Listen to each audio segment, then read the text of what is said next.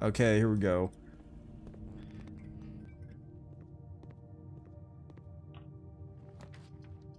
Like this. No! Praise be down. Oh my lord. Not good, dude. What the? Sheesh, bruh. Sheesh. Red building is crazy, bird. Alright, I guess we'll go with that. Fuck, dude. Alright, we're going back down because I want to see what's over there. Look.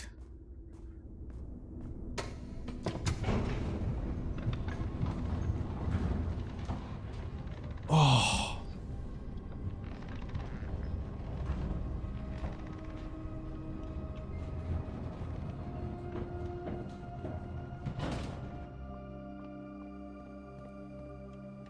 Oh my god, thank the Lord it opens. Dude, I really thought I was gonna have to get the key again, and I kinda cried a little bit. No, it resets. It resets. Dude, I don't understand this puzzle. I don't get it, like, at all. I think I actually need the mechanarium.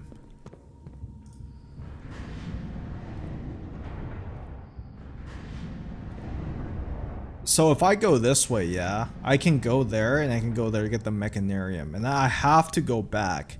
And then I go back here and I can go over there to lift the thing. But then I'm stuck there. Shit on my balls, bruh. Shit on my balls.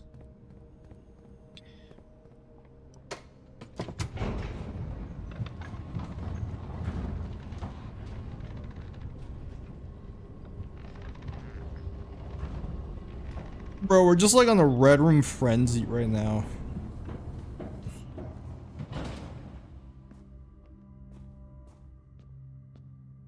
Look at this. Red, red, red, red. Crazy. Okay. Let's go this way. Secret passage, gymnasium. Let's go drawing room. Drawing room is nice. Oh, you know what it is? It's because I rolled the furnace. So I rolled a furnace, and that means we're gonna get a lot of red rooms, which really sucks. Alright. Is there an item here? Nope. Unfortunate. Less likely to find items. Oh, man. Yeah, this run is cooked. Like, dead ass, this run is cooked. I'm gonna go for keys. Bing, bing, bong.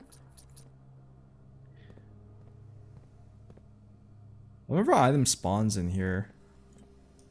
Is where I think that's where the car keys go. If I can find one, I want to test and see what it does. Yeah, we need steps. If we can get steps, that would be grand. We're running out of steps. We're running out of steps.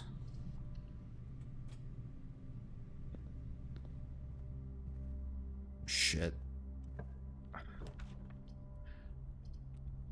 Shit. Well, I think we're cooked. I think we are hooked, buddy. I shouldn't have done that. Should we just read The Red Prince one more time just to see if we understand what the story is about?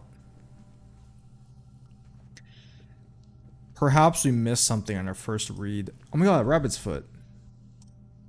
That's not gonna help us. The Red Prince. There was a red prince who sat on a red throne. He had a red crown made of rubies and a red castle made of stone. The prince had a love for all things red. It's the only true color, the prince often said. He cannot stand the sight of a canary or a crow. He cannot stand the white or of a swan in the snow. He never looked up for fear of the sky. He had heard that the sky was not a red hue. He always had a book to turn his eyes down if he was ever outside when the clouds weren't around. And do you know which book the prince always had? The one that made him happy whenever he was sad. A story he had read in the bath and the bed. And maybe you can guess what the clues that we have said. It was a story of a boy who also wore red, and he looked like our prince from his toes to his head. So he's reading about another prince. And you, my reader, might also already assume this book is quite near you, in fact, in the same room. Am I the Red Prince? A story about you, if it needs to be said about a red prince in this book, the red book we just read.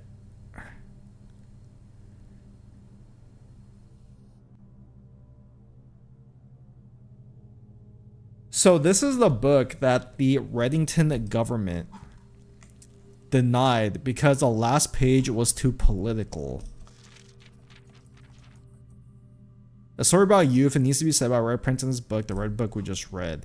I think they're just trying to say that the people who are living in this town are too politically, I don't know what the right word is, washed? Too focused? I don't know.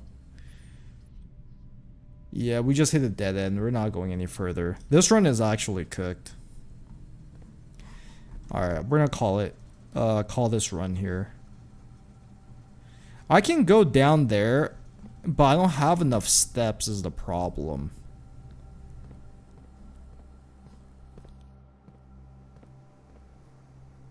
Don't have enough steps.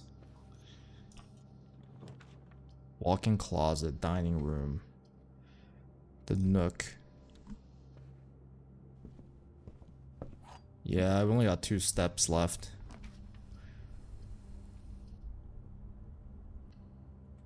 I should have done the maid's room just to see what's in there, because we've never been in there before. I probably should have done that. Guest bedroom, pantry, library. That's not gonna do anything for us though. I think pantry, just so we can connect the rooms, would be nice. I can't do the mechanarium either. There's nowhere I can go. We're cooked. This run is cooked. Too many dead ends. Alright. I guess we can kind of see or double check outside for now. See, this gate's not open. Is it possible that circle means the sun?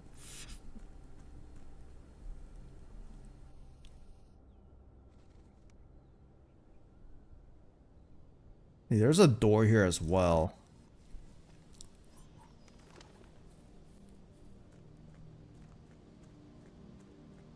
There's a gate here.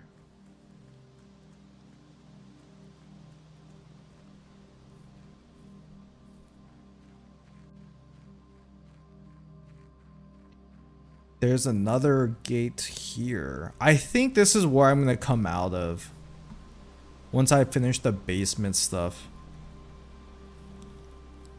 And there's this that leads me into a garden with some hookah. Is that my camp? What is this? It's a random spot.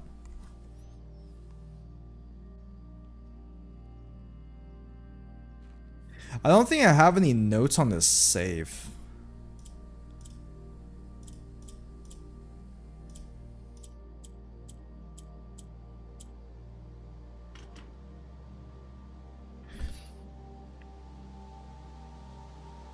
First words on the blank are true messages. SKR6789. I don't think that actually... The information doesn't do anything.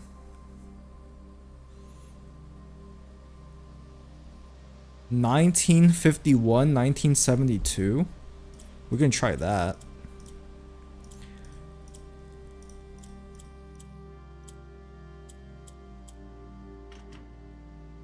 1972? No. Yeah, I don't know. There's nothing here. I don't know. Alright, let's call it a day. I kind of cooked this run. This run sucked. I burnt it. Red Villa? Yeah, this was really bad. 5 red rooms is crazy. Really bad luck. I want to find the Mechanarium. What does it cost though? I don't remember.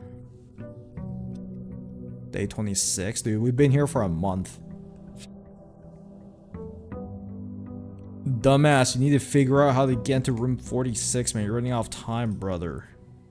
Yeah, the maid room is the only one we haven't found yet. There's still a lot of rooms I haven't found as well, see. The Mechanarium. I remember the motorized paneling revealed the 8 different doors made on parameters at the time of creation. Has 1 door for each mechanic room in your house. Maybe that has nothing to do with the basement. Maybe it doesn't.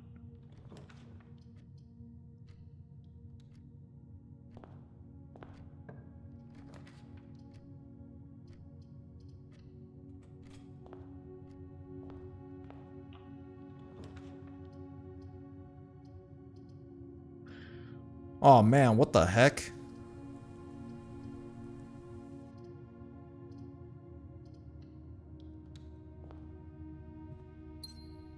Okay, shovel's a nice starting item. I'll take it. We take those, buddy.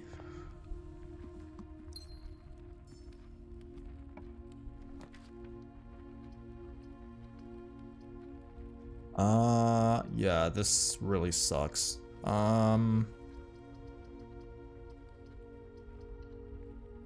Guess a shovel will work there, right? The library. The pantry. I do want to go library just to see the book I requested. Let me go courtyard first though. Oh my god, sledgehammer and shovel combo is insane early game. A coin! Can you find the key from this? No. Insane early game, bro. Insane early game.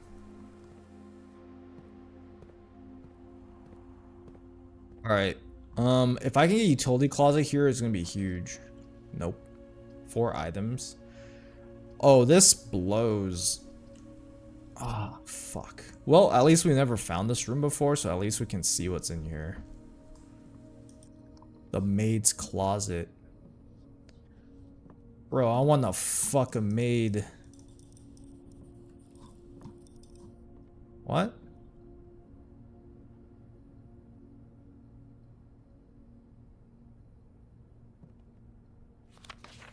The day we all dread has finally arrived. It is with we inform you death of our benefactor, employer, master, Baron Mount Holly. HS and you said well, interesting. I think so. We may contact Mrs. Babbage. Baron, fucking working my lights was all 1 month. Leave and must vacate on Friday, November 6th. Miss Babbage. Is that Mrs. Babbage? Who is this? All shady in the corner. If I had a magnifying glass, I can see this mother sucker. Mila.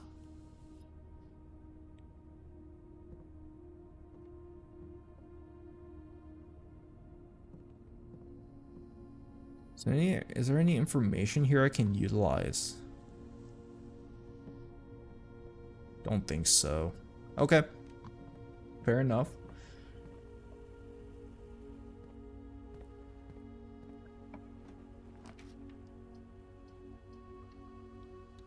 Okay, this is what I'm gonna do. I'm just gonna gamble right off rip. And I hope I get utility closet.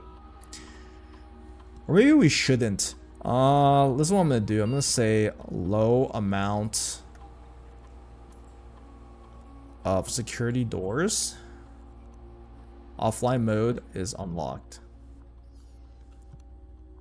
If we can find the utility room, the breaker box, then I'll come back there and I'll reset that.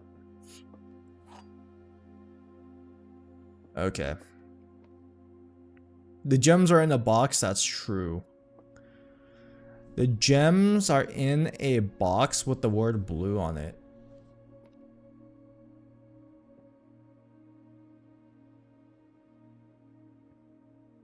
One of these is lying.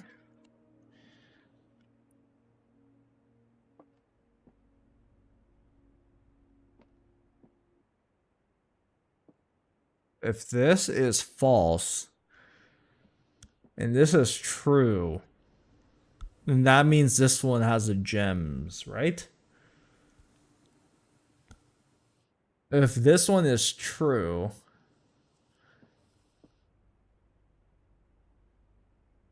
I think this is a gamble. I'm gonna go with blue. Whatever, man. I don't fucking know this. This is too much thinking. I can't do this.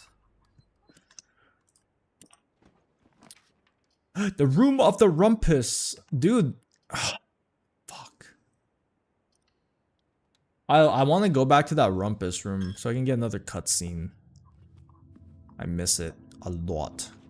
I miss it a lot. Look, there's a bedroom right there. Or the breaker box. Unfortunate. I want to find the mechanarium.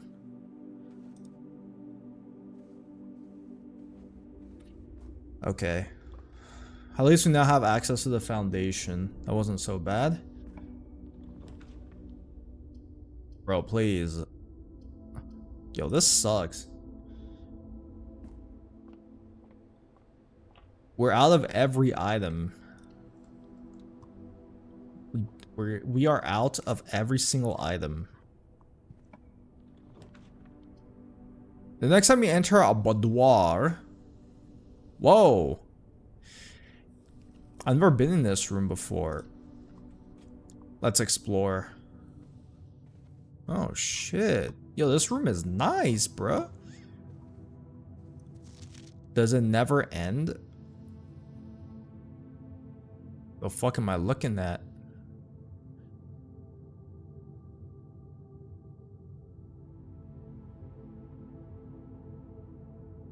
Huh?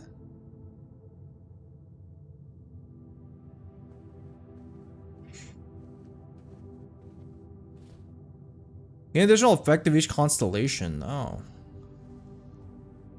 I don't think this run is gonna make it that far, buddy. Oh my god, upgrade disc. Insert one of the terminals to upgrade your floor plan. Huge. Is that me?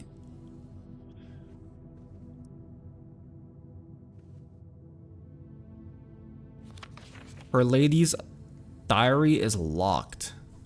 Aw, man. I'm trying to snoop. Okay, I actually need to go back into the security room though, because I need to upgrade my shit. And it's locked. Okay. Amazing. I forgot I could do this. A turnip.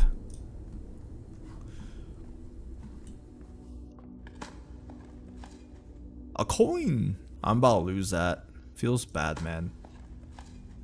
A turnip. Holy molies. I got all my steps back. My lady, may I hold a turnip? My lady, may I hold a turnip? Toss a turnip to your witcher. Alright, upgrade my shit, buddy.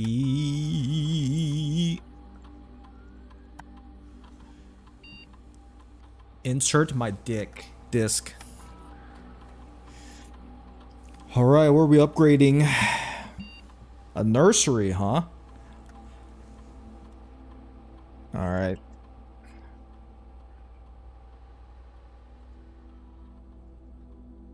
A nursery. Indoor nursery. Nurse station. A nursery. Whoa. Whenever you draft a bedroom, you gain 8 steps. If you have less than 10 steps, when you enter this room, set your shit to 20. I don't want that. Whenever you draft another green room, 2 gems spawn in this room. So I have to walk all the way back. I would rather go for the nursery, so I just so I don't have to deal with walking all the way back. Nursery, this one. Yeah. PogChamp. Alright, the only way I can progress now is if I find a key. Sheesh. We need a key. I still don't know how that basement room works. I need to figure that out, like, soon. I can get a key here.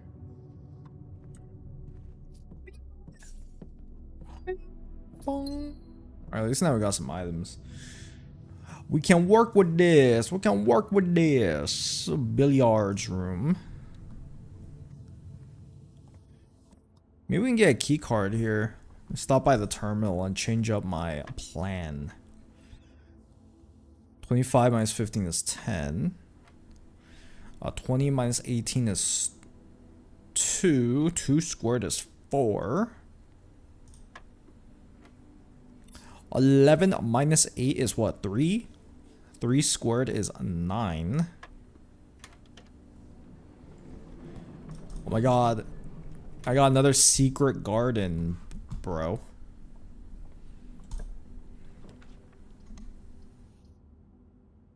I did not get the key card. I did not. So what I'm gonna do is I'm gonna turn off the power. What does this mean, by the way? On and off?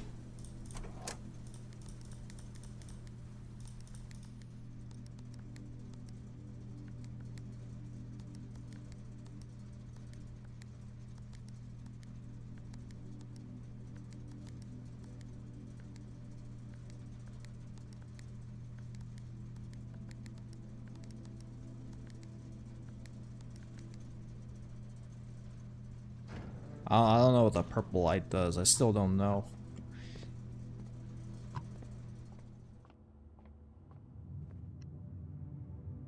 Me does not know. Me does not know. Oh my god. I'm throwing. Well, I haven't been into the library yet. I need to read that book. Okay, what is this? I'm the only one who's ever bought this. Curse of the Black Bridge. The legend of Black Bridge is one that's well known to the people of Grand Realm. For versions of this tale have been passed down from generation to generation.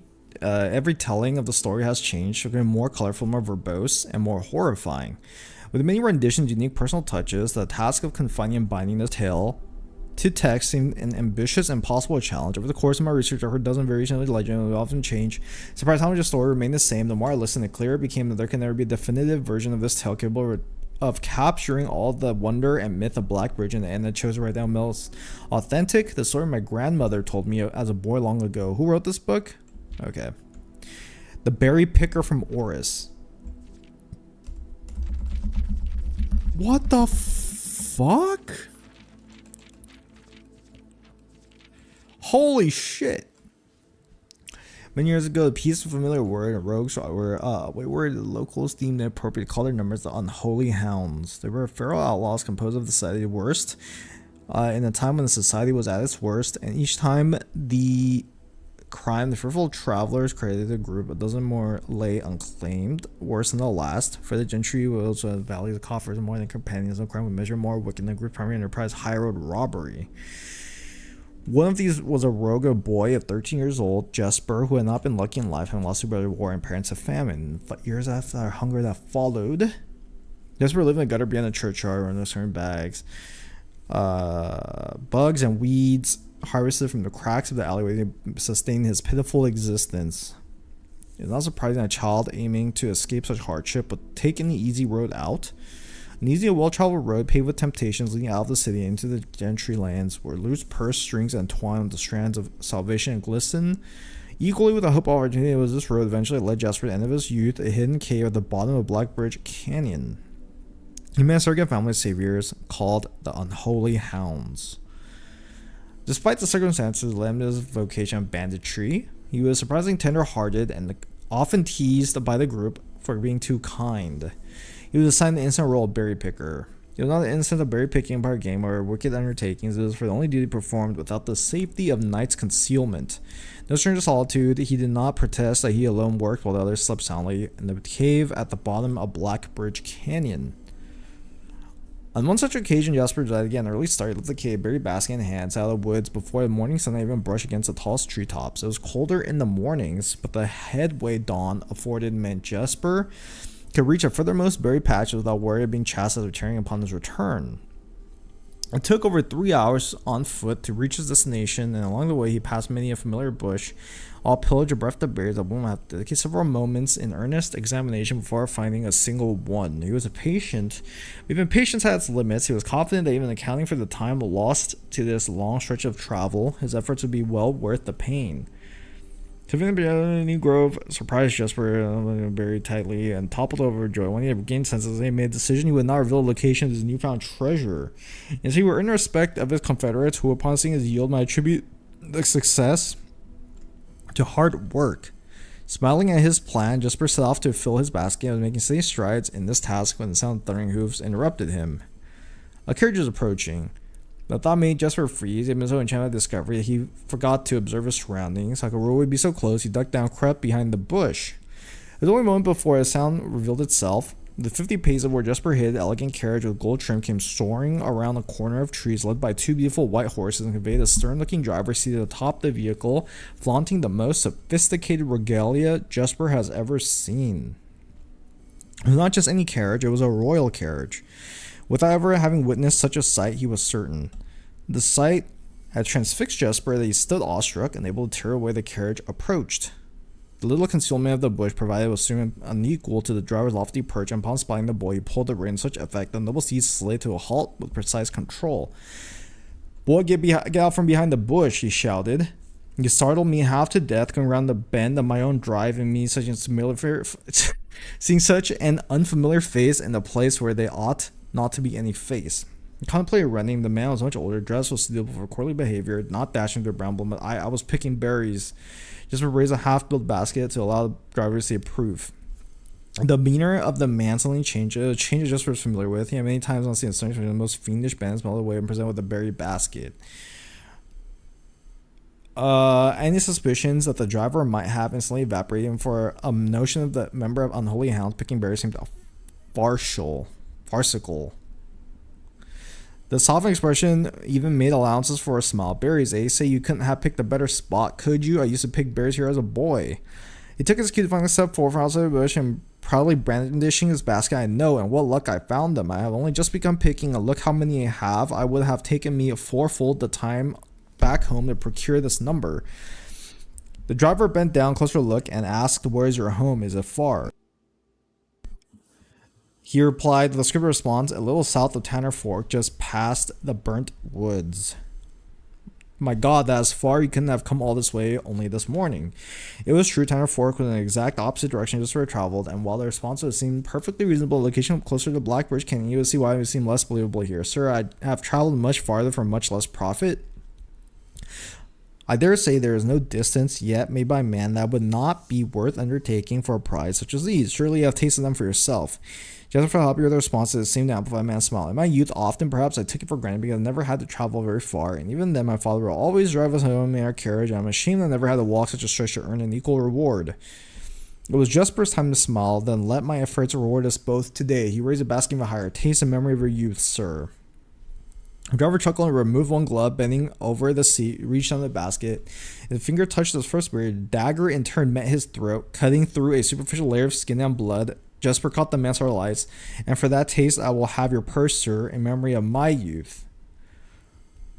The driver's arm has gone stiff, his chin raised and trembling, more frightened than he had ever been before. Whether unable or incapable of speaking, he did not respond to the boy. Perhaps he did not think his jaw could afford to be engaged at this particular time. Jasper let the basket drop, freeing his other hand to probe the man's pockets. "Do not mistake me, sir. I will not kill you if you give me no cause, though I will admit the thought of taking a carriage and leaving you the indignity of walking appeals to me."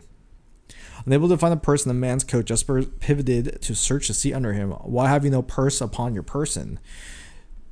The driver raised his hand cautiously, pointing towards the carriage door behind him. He lowered the knife's edge a small degree to allow the man to speak, to which he said, "There's a lockbox in the carriage. Well, come down and grant me the courtesy of sparing your life and binding your hands, a concession I assure you of my tender heart, for it would be much easier to slit your throat." The man started to comply, slowly lowering himself from the driver's seat of the carriage. Once down, Jesper guided him away from the carriage to a nearby tree, where he instructed him to get his knees and put his hand behind his back. Excusing his inexperience, the man indulged Jesper while he figured out how to adequately bind him. The smile and kindness Jesper had seen on the man's face, now nothing more than a distant memory, in their place, cold, dark eyes displaying no emotion. "I wonder, should I grant you the same clemency you are showing me?" He stopped, surprised at the question, but ignored it. Secured the final bindings and then hastily returned to the carriage. When the hand doors handled, he went back and meant, "If there is no lockbox, there is no clemency." The carriage was surprisingly dusty and unswept, a stark contrast to the elegant and polished golden facade of the exterior. It had been many years since the passenger had enjoyed passage in this vehicle. This all but confirmed what Jesper had suspected. The driver's carriage was not a liveried servant in the employ of some greater master. Any curiosity that this observation might have further produced was quickly abandoned upon seeing what rested under the carriage backseat, a large wooden lockbox. Despite its hefty appearance, the box was easy to handle. Within a few minutes, Jesper had it dislodged from its hold and carried it out into the sunlight. Inspecting the box carefully, two observations were made. Totemic symbols were found carved on all four sides of the box, hinted that the box was very old and likely not created by Orindian hands, reminding him of artifacts from the old world, and was presumably crafted in one of the ancient realms.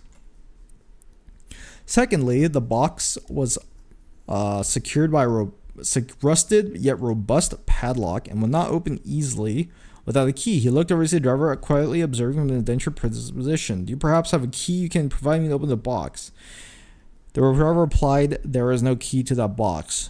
Jesper stood up. "Easy enough then." He headed over to a nearby rock of sizable dimensions, lifted the stone up, carrying it back to the box.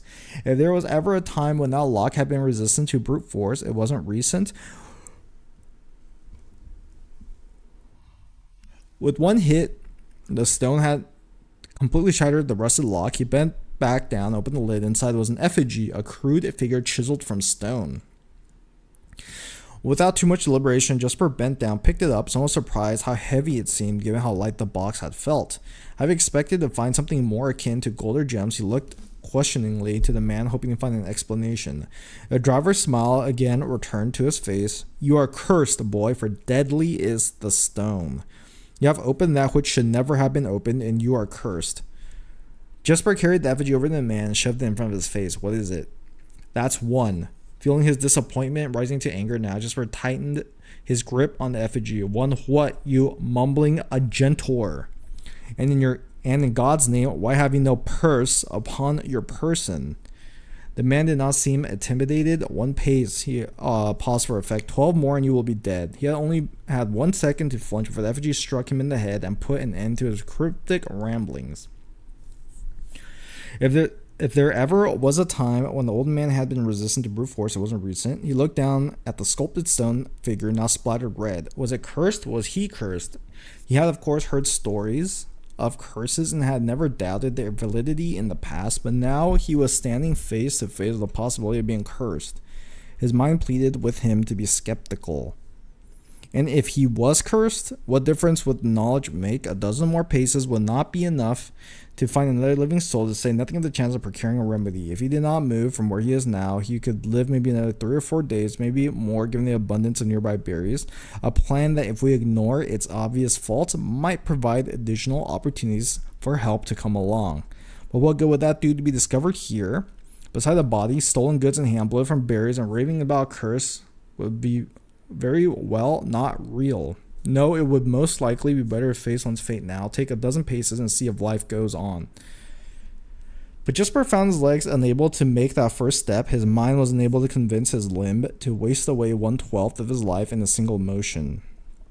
Feeling the desperation sink in, he hopelessly looked about him for a solution, and if by some stroke of luck the gods had heard his plea, a miracle materialized before him as he found himself at the end of a fairy tale. 2 white horses and a carriage of golden trim were beside him.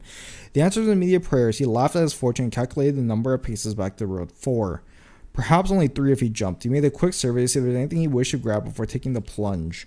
He thought about removing the driver's fancy coat that appeared to be some of value, but the additional risk of undertaking such a task too great to chance. And so after a profound breath, he took his second, third, and fourth steps, so they were quite large. Seated now behind the horses, he reached for the reins and suddenly realized that he was still gripping the effigy. If the curse was real, then it would most certainly be better left here. If, on the other hand, the story was fictitious, there might be some appraisal that could be made of the figure. It was, after all, found within the lockbox, whose typical function of secure objects of value. Having witnessed firsthand the horrors of destitution, Jesper found his mind equally reluctant to allow his hand to let go.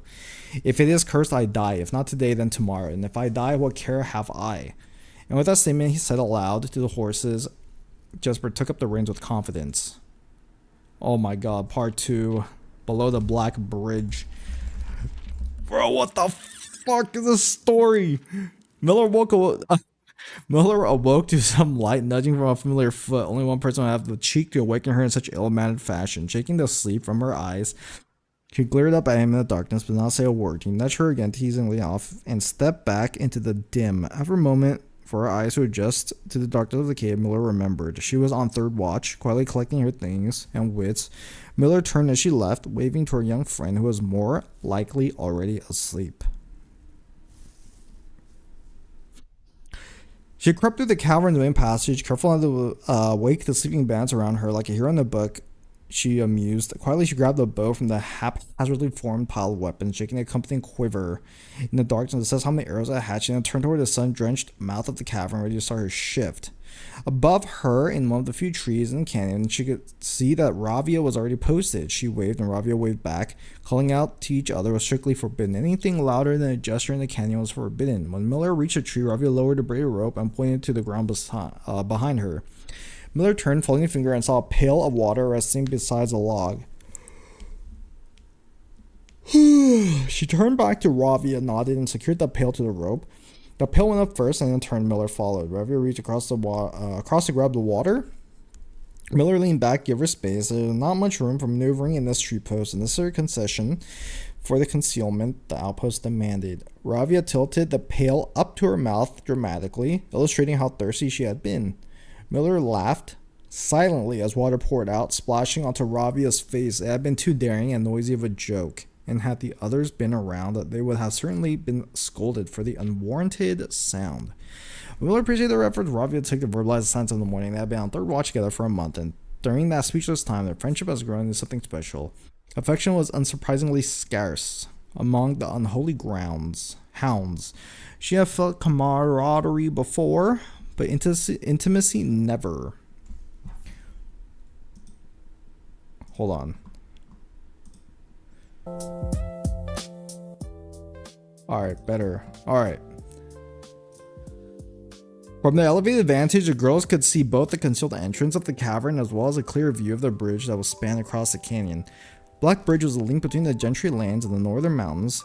The overpass that connected Orris and Reddington to the city faring travelers of the realm. The bridge was an unavoidable crossing. In this day, the task was to ensure that travelers passed by without stopping. At night, the task was to ensure that they do. Like most of her band, Miller preferred the night. The biting glare of the sun might be tolerable to farmhands and bricklayers, but to a cavern-housed bandit, it was a source of constant annoyance. In the day, there was no shroud to conceal her expressions, nor to hide her thoughts. She felt exposed. Ravia touched her elbow and pointed up. Miller, striving to suppress a budding smile, subtly shook her hand in response. There were many signs that the unholy hounds used in lieu of words, but the two of them had developed an extended vocabulary. Gestures quietly forged in the shared solitude of her mouth along the branches. She watched as Ravia shifted, placing her palms flat on the floorboards beneath them. Miller knew what she was trying to say, but shook her head a second time. It was often more fun to pretend not to understand. Ravia rolled her eyes and turned away, looking back to the canyon. Squinting through the leaves, the two girls held still, watching and listening. It was not long until Miller, too, heard the sounds of the approach. Ravia held up two bent fingers, and a few moments later, two men emerged from the bridge southern road. They were dressed in the familiar uniform. Long gray coats with black facings, white waistcoats, and black trickhorn hats. They belong to a local patrol, the Blackguard. Although not an everyday occurrence, their presence at Black Bridge wasn't an unusual sight. It typically indicated an important traveler's impending passage across the bridge, information that the girls would promptly relay to their leaders as soon as the coast was clear.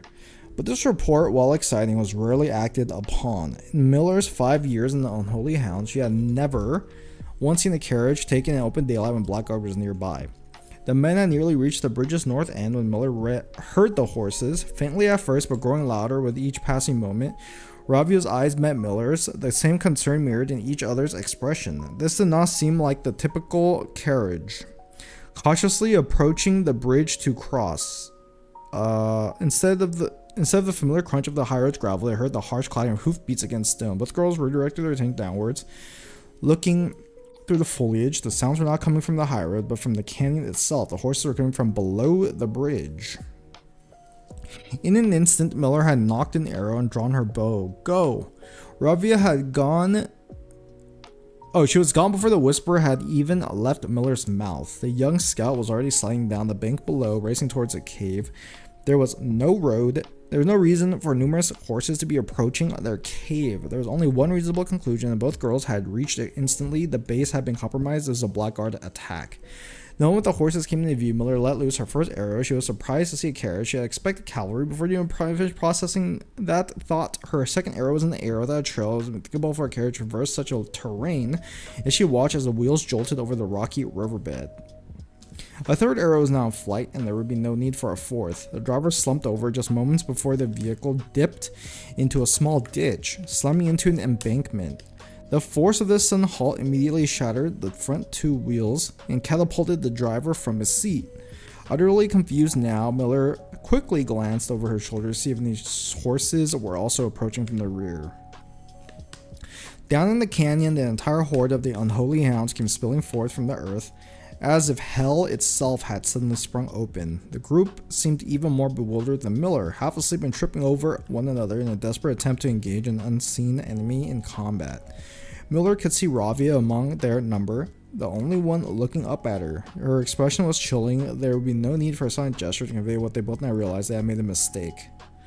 The gang's chieftain, Joffrey Heartslasher, led the others, cautiously approaching the crouched carriage like a suspicious fox would near a baited trap. There were no words exchanged. The group crept forward in customary silence. A dozen or so paces in front of the wreckage lay a far-flung driver, an arrow protruding from his broken body, and beside him a blood-stained effigy carved from stone.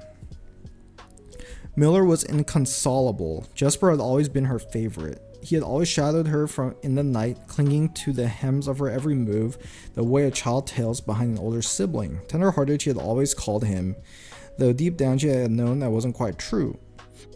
His appearance of gentleness concealed raw, resilient durability that emerged in the most perilous of situations. He had been a flower among the nettles of the cave. He still had thorns, honed by a grim past and 100 hands of misfortune. They buried him in the darkness in the back of one of the larger cavern rooms. He was interred with a berry basket and a silk handkerchief that he had treasured. The mysterious effigy they had found beside him served as a distinguished gravestone, a marker that stood out as a somewhat special among the rows of similar swords marking neighboring plots. No one spoke, not even in whispers. There was nothing to say. Miller awoke the next day to the thunderous shaking and rattling of the earth, a far cry from the playful nudging of the previous day. She strained to adjust her eyes, but the choking sting of stirred-up dust caused her to flinch. Panic was in the air. The sounds of scurried footsteps and clattering feet filled the space around her, but even in an alarm, the silence was louder. What was it that sounded so strange? Miller closed her eyes tight and used her feet to guide her along the passage. The whispers around her were getting louder, and intense voices could be heard. A louder speech than she had ever heard spoken in the canyon. A growing dread grew as Miller approached the mouth of the cave, her eyes now open wide despite the dust. Shouldn't it be day? Miller felt a hand in darkness pulling at her. It was Ravia. The two embraced, and Miller did not see her to understand. Ravia placed two bent fingers against Miller's cheeks, and with that touch against her face, Miller felt the same sinking feeling from the previous day. Two bent fingers confirmed what Miller had suspected. The girls had forgotten to relay one critical piece of information to the others. An hour or so later, the screams began, blood-curdling cries of hopeless desperation. Captain Fodrick Lee of the Blackguard looked down from the ridge of the canyon in the collapsed entrance of the cave. Ah, he grinned. Now they speak. What? What is the purpose of this story?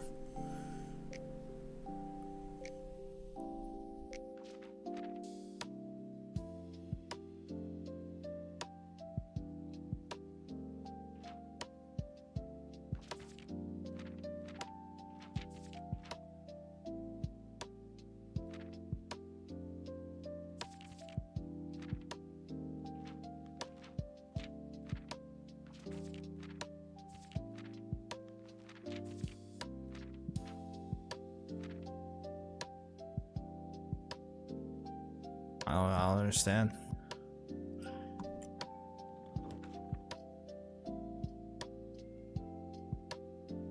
Oh, what the shit.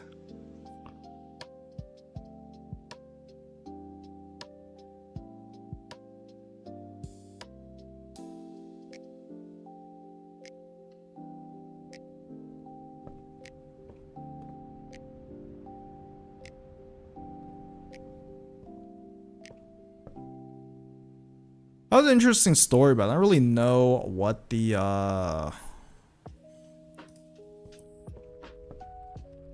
what to do with that information. I don't.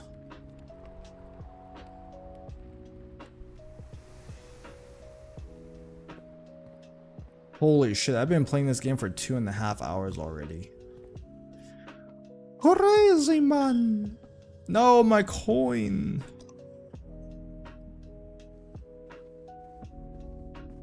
Dude, the wind is blowing and my door is going crazy.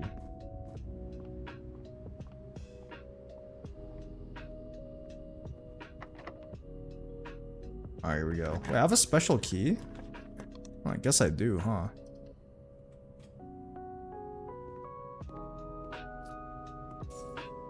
Where is my fruit?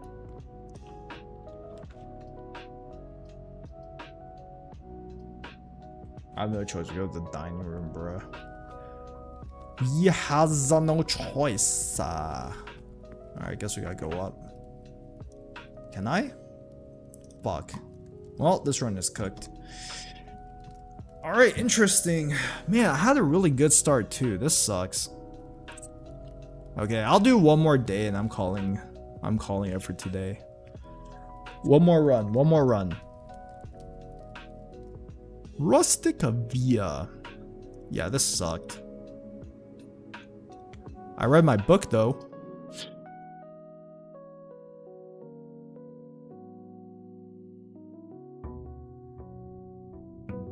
Okay, we don't need this no more.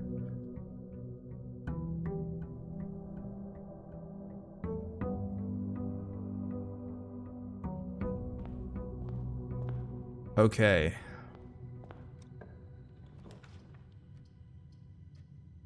Whoa. Barlor. I find the Mechanarium, dude. The Mechanarium is too hard to find.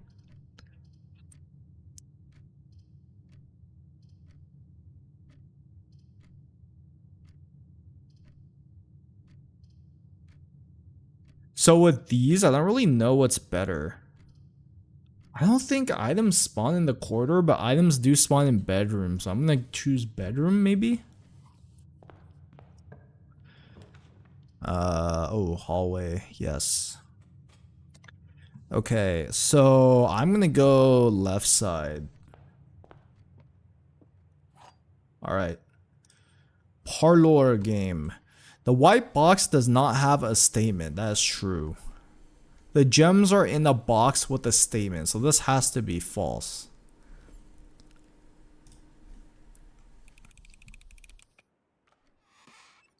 Okay. Oh shit, what the heck? Oh. We going courtyard, boys. Got metal detector though. I don't know, does a metal detector make stuff spawn on the ground? Or it just increases the chance of stuff spawning? Whoa, this sucks. What the heck? This absolutely blows.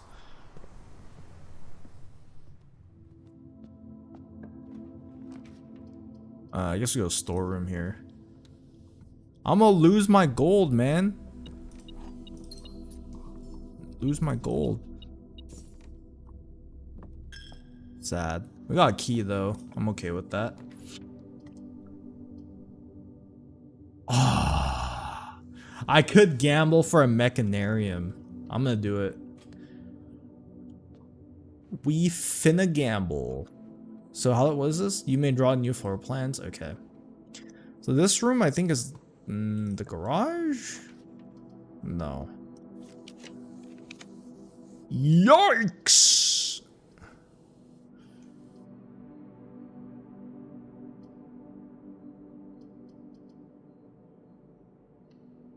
Okay, we'll do this one. So at least we have a chance to not get another dining room. Yeah, this is the garage. I mean, we can try to go for a play where we can get,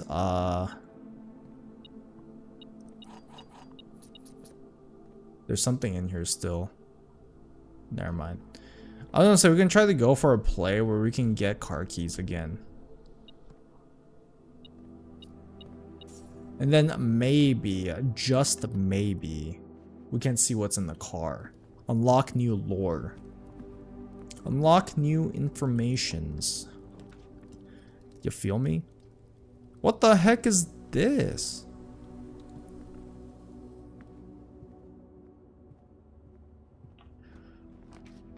What the heck is this? Oh, this is horrible.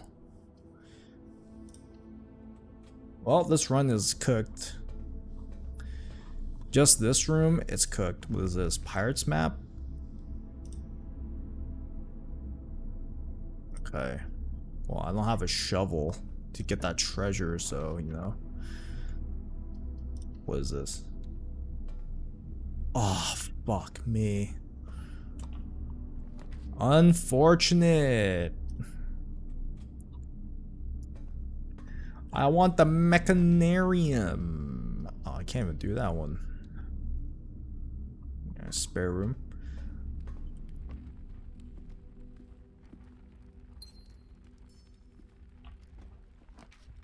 Nook. Utility box. The utility box is nice, but I want to have what the shit? Terminal before I do anything with that. Leave it to RNG. Sucks. Very, very much sucks. Alright, go down the path of the spare room, I guess.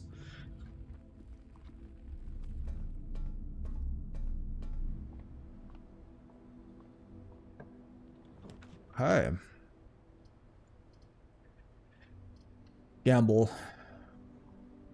Oh, we lost. There's no way up, huh? Oh, fuck, dude. This is fucked. This is cooked. Damn, dude, that sucks. Okay. Call it a day. I'll do one more. I'll do one more. I'll do one more. That one sucked. I'll do one more.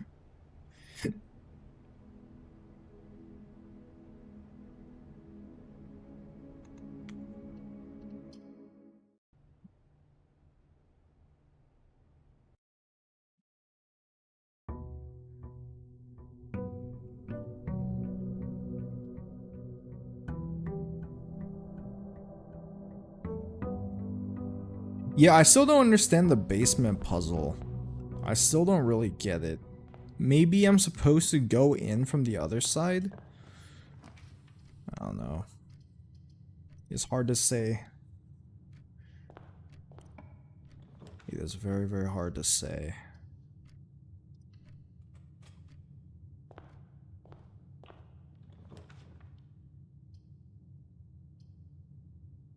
Okay, this is not a bad start.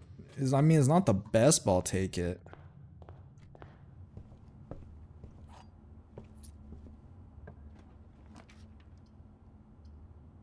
Yeah. Yeesh. I don't want the red rooms. The red rooms piss me off. Sure. Sleep mask? Sheesh, don't mind if I do. Ooh. Yo, this is fire. Nice. Wait, so if I step in here, will I gain 5? No?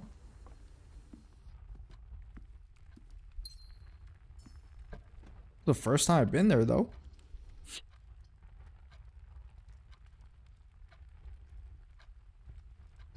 Okay, I do want to get this room again. I think this room always spawns here. Right, but what I want to do is I want to get the key to read that diary, but I can't.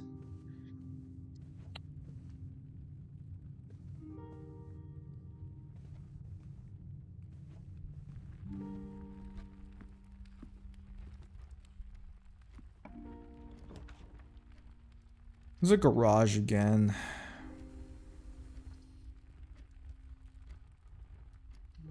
I do really want the chance to find the car keys so I can look inside the car.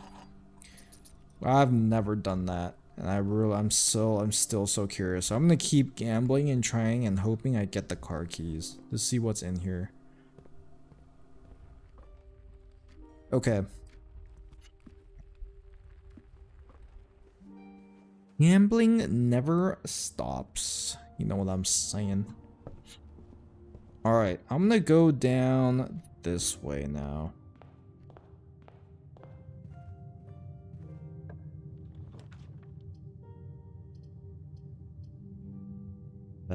Spare room, I think. As many paths as I can get. Kitchen could be good here, but I can't do it. Closet.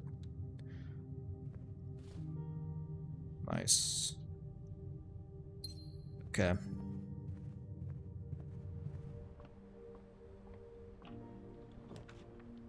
Ooh, I've never been in the servants' quarters.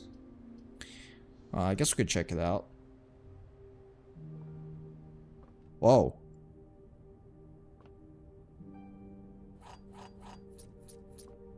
Whoa. This place is kind of baller. There are 12 major keys. What, did DJ Khaled write that or something? A cold empty room avoid documented personal effects, humbly bedroom around bare, hardly rota, and challenge access to the most clandestine parts of the estate. This is a rare room. Okay, what does this say? Hardly I know this one day. I don't think there's anything I can say in the past of 40 years that I'm already trying to tell you. Numerous times in the past, how to say gratitude, I was in with tactful, polite repudiation from you. I would know in final letter, giving me a perfect honor to express myself and with you in favor of my social grace. I don't know if you're inclination to say aloud, as I'm passing, I release you from repose and service and family. I implore you to live the remainder of your years on your own terms, a scary and familiar concept that may sound new. Besides, I think a more junior valet would be better suited to meet the needs of young Master Simon. To that end, if you wish, you may stay on long enough to oversee the training and establishment of your successor in their post. But since he or she has the lay of the land, my instructions for you to quit must be satisfied. Ignoring what I imagine your objections might be after reading this, I've decided to leave the lake house in Trinsdale to you and your family. My lawyers have all the details of the gift and will be contacting you shortly about the particulars. For the past 4 decades, you have served willingly as a subject and victim to many whims, games, and riddles, and so rest assured, unlike my nephew, you will not be put to yet another challenge to prove to yourself worthy in this matter. The house is yours without strings or stipulations. I had for a time gleefully entertained the notion of employing Anne as the house manager of your new residence, but I knew the humor of such a prank would be entirely lost on you, to say nothing of her. Until we meet again, my friend Hubert. Wait, so this is her house. Master, ladyship's chamber, guest bedroom, nursery, bunk room, boudoir. Okay. So I guess I have no choice but to go down the workshop, and I need to be able to go straight if I'm going to continue my journey. Dude, the winds are a blowing right now outside. The winds are a blowing.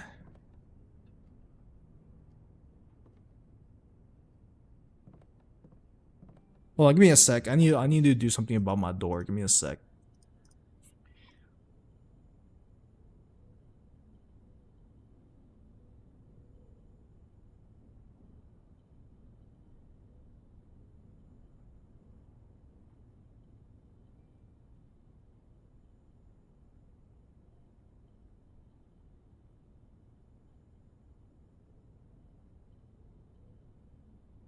All right, we're good.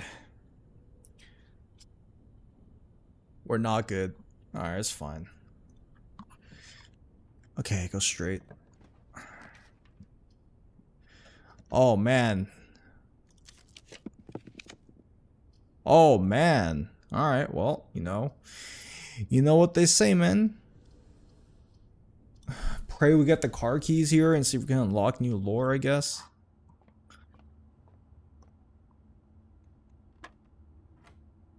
$16. 11 minus 8 is 3. That's 9. 12 minus 11 is 1. 1 times 4 is 4. 4, 4 is 16. Get a little bit more complex here, aren't we, buddy? Damn, this is such a good key run, too. Yeah, I fucked up hard. What the shit? Yeah, at least we unlocked a new room this run. I'm still missing some, though. Room 46, still unknown. I have one more bedroom I haven't found yet. Maybe the master bedroom, I guess, is going to be my guess. We're missing one hallway. 3 green rooms. 3 shops. I found all the red rooms, though. Holy moly, the wind is big. Okay. Yeah, we're going to call this stream here, though. That was a whack last run, but whatever. Me is go now. All right. You guys have a good rest of your day. I will be back tomorrow. I'm gonna continue this ish. You know what I'm saying. But yeah.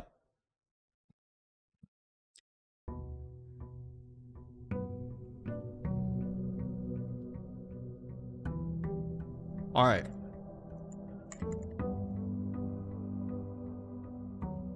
It was okay progress. Oh, it wasn't amazing. It was okay progress. All right, you guys have... Oh, I should probably save this. Save. All right, y'all have a good rest of your days, man. I'm out. Until next time, boys. All right, peace out, boys. Have a good one. Peace.